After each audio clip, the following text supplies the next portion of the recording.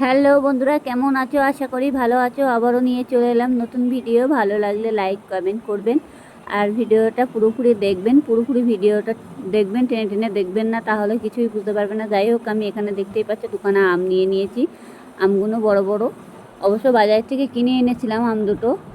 এখন গরমের সময় আমের চাটনি খাওয়া খুবই উপকারী, শরীর ঠান্ডা থাকে। যাই হোক, আমি এখন আমগুলো ভালো করে ছেলে কেটে নেব।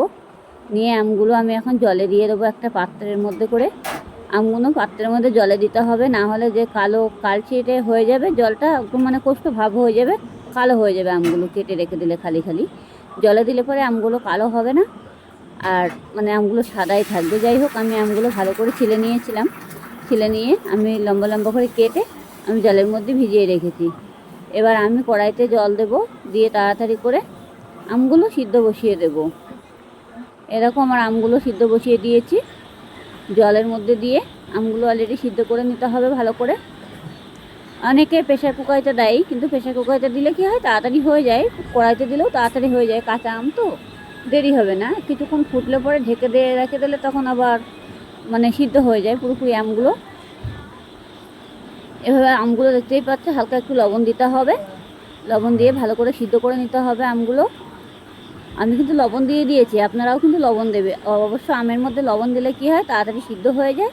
আর অনেক সময় লবণটা না দিলে অনেকটা মানে দরকচা টাইপের থাকে আমগুলো। সবসময় আম যখন সিদ্ধ করবে আমের মধ্যে একটু লবণ দিয়ে দেবে। যাই হোক, আমার আমগুলো দেখতেই পাচ্ছ সিদ্ধ হয়ে গেছে। আমি এখন খুন্তি দিয়ে দিয়ে গালিয়ে দেবো।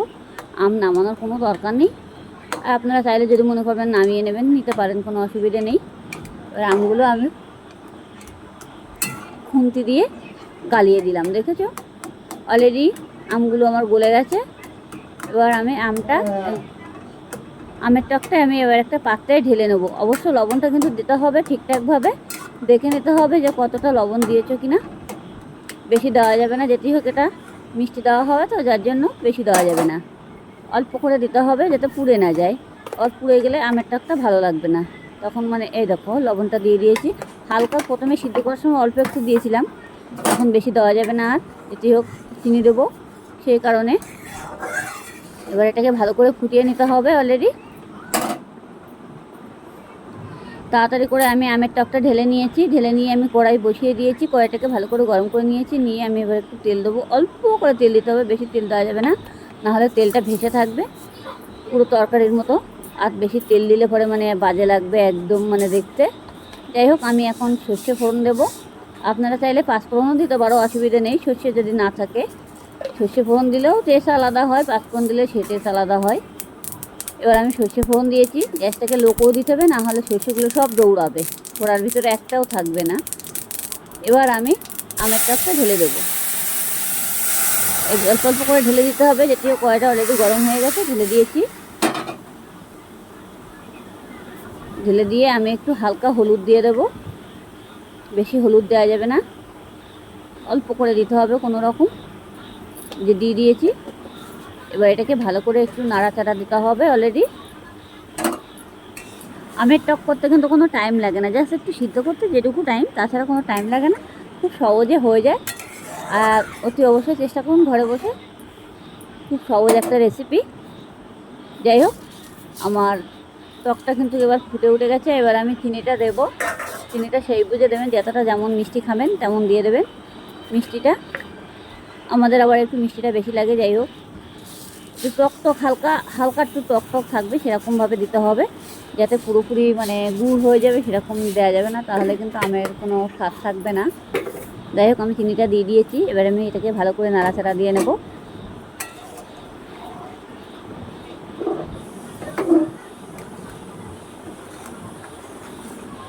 আমি এখন নাড়াচাড়া দিয়ে নিচ্ছি, ভালো করে ফুটাবো। এখন আমি একটু ফুটাতে হবে আমের টকটা, ভালো করে নাড়তে হবে যাতে চিনিগুলো তলায় না বসে যায়। অনেক সময় চিনিগুলো একবারে দিলে, না নাড়াচাড়া দিলে পরে তাহলে চিনিগুলো পুরো তলায় লেগে যাবে, ধরে যাবে আর কি। চিনি দিয়ে একটু নাড়াচাড়া দিতে হবে। যাই হোক, আমি এখন নাড়াচাড়া দিয়ে দিয়েছি। এবার আমার আমের চাটনি ফুটে গেছে, দেখতেই পাচ্ছ, আর পুরোপুরি ফুটে যাবে। এই যে একদম, যদি মনে করো একটু হালকা করবে সেটাও করতে পারো, আর যদি মনে করো না আমি একটু টাইট টাইট করবো সেটাও করতে পারো, অসুবিধে নেই। যদি মনে করো এটা যে একটু আমেরটা মানে ঝোল হয়ে গেছে, তাহলে কর্নফ্লাওয়ার দিয়ে দেবে, তাহলে পুরো টাইট হয়ে যাবে। আর তো ভাত দিয়ে খাবে, যেটি হোক। ভালো লাগলে লাইক কমেন্ট করবেন, আর সব বন্ধুদের কাছে ভিডিওটা পুরোপুরি শেয়ার করে দেবেন।